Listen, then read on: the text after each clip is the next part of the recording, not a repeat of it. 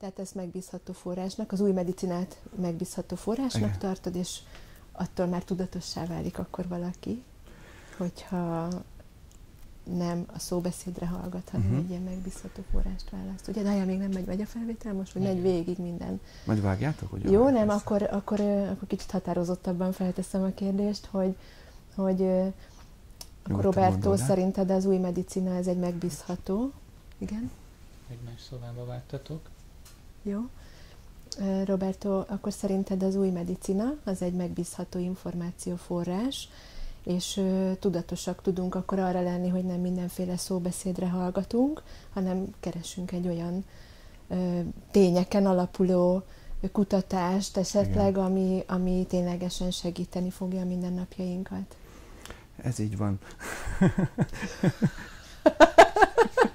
Kár is mondtad, köszönöm. De várjál, de.